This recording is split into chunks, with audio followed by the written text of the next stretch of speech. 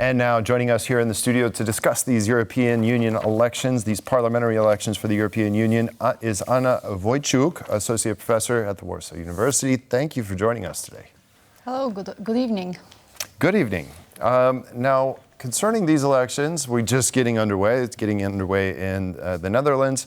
But we hear three main slogans as the main issues of these elections: security, migration, and the Green Deal. In your opinion, what should we make of this? What is the single most important issue in these European elections?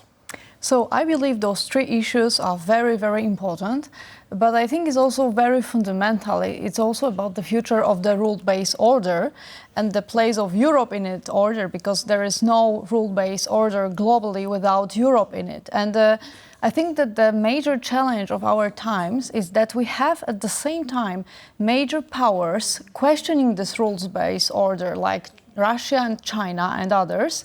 But on the other hand, we have agents within countries, parties, right-wing parties, who are to some extent having similar objectives, that they question those rules-based orders and those sovereignist ideologies are, I think, in sync with what China and Russia want. So apart from the future of Green Deal, the future of security, it's also very, very fundamental about the future of the rules-based order, which we've been building for 80 years.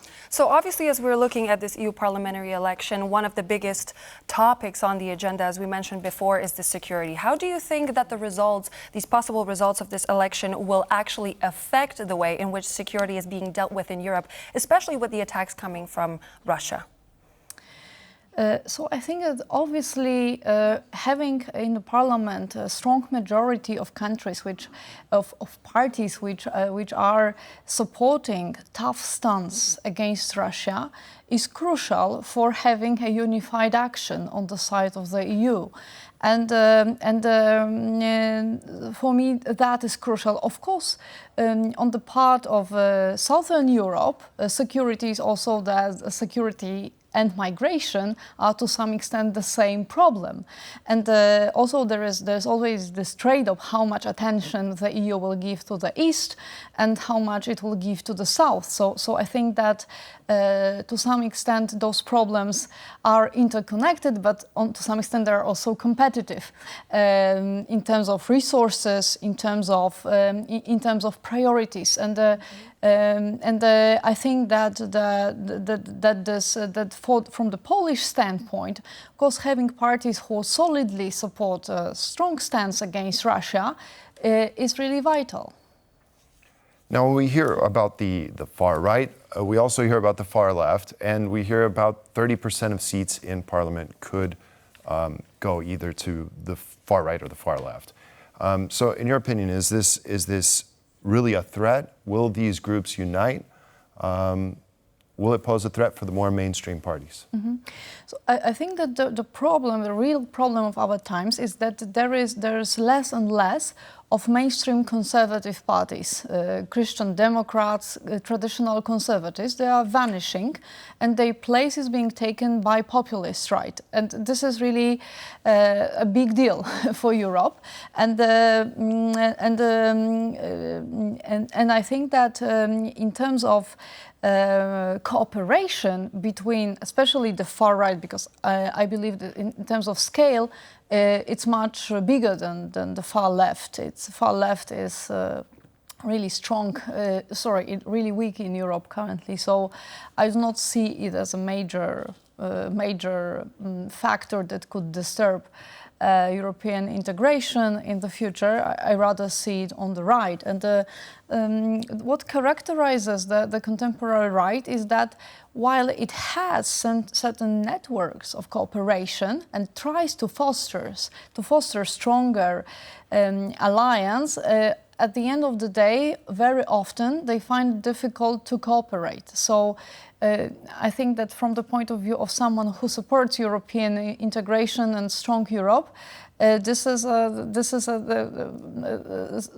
source of hope that it's very hard for those parties to cooperate, and you can see all those bargains when different countries and different parties from different countries make those deals to which European family they want to belong, and it's not at all straightforward. So we see it, but I think that maybe we can say that the glass is half full for now.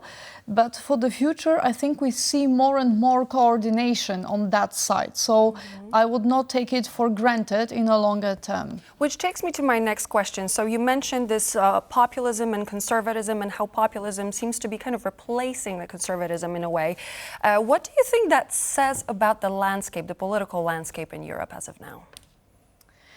So I think that the fact that populist right is replacing traditional mainstream conservative parties, it's not only a European problem.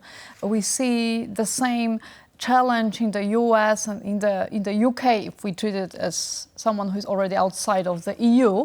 Which even furthers my question. What is happening to the world that this, this shift, this replacement is taking place? Scientifically, there is no one clear explanation. So I think that the dominant explanation for now is that it's a kind of cultural backlash, that the cultural changes which have been progressing for last 20, 30 years, those changes which introduce more equality in societies, good like human rights for minorities and so on, they're clearly producing losers because all social goods are to some extent competitive. So for example, if you have equal access to jobs for women, then you have on average twice as many candidates for each job. So you mean it removes the competition?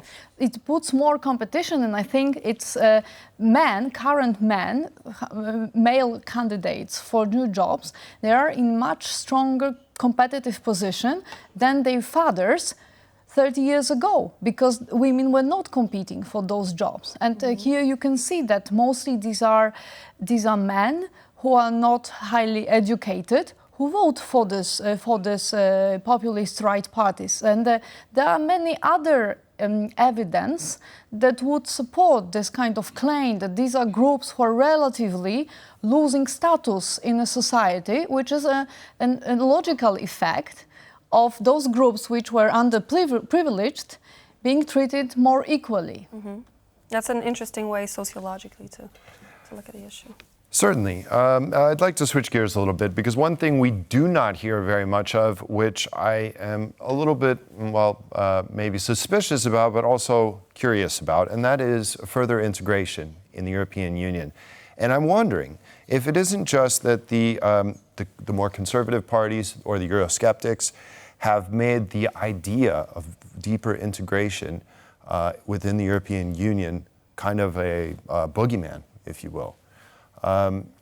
Because we don't hear this from parties that traditionally, say the EPP. There has to be efficiencies that we can achieve by further integration in the European Union, and we don't hear this currently at the moment in the campaigns. Do you think there's a reason for that? About more efficiency coming from integration? Yes. Mm-hmm. Yeah, so it's kind of like a boogeyman at this point, right? Although President Macron does say Europe needs to move forward or it's going to die. Mm. So there are some signs out there, but it's largely lacking from the campaigns.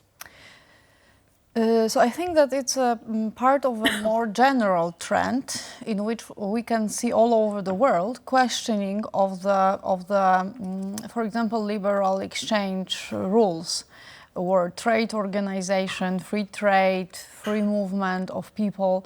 We can see increasing questioning of that kind of system, also in countries which were behind this system, like the United States, because Donald Trump fundamentally was questioning There's more globalization. A lot of trade deals, for example, and was trying to withdraw the US from the trade deals US was previously fostering and was a major advocate of, and of which American companies made a lot of money. And on the other hand, we also now see Joe Biden, who took over and who is also quite protectionist. So I think that this is a kind of zeitgeist, a kind of spirit in which we talk less about benefits of free trade of goods, investments and so on, which is where all countries benefit. But I think that the emphasis is elsewhere. It's on the security of the borders, because this is the part of this process is what we call far-right mainstreaming, that also mainstream parties, which are not populist, also take over this anti-immigration agenda. So in Poland currently, Donald Tusk is speaking like a good populist when we discuss migration. Yes, it's very strong anti-illegal migration, insecurity as well. which you could expect from 10 years ago. You would only expect it from right-wing populists. Now you have Olaf Scholz, Donald Tusk, who speak with us in a similar language. This definitely shows that there is this, there is this shift. There is this major shift when it comes to the political landscape here. Thank you so much for joining us. Anna Wojciuk, Associate Professor, University of Warsaw. It was a pleasure talking to you today. Thank you for having me. Thank you for coming.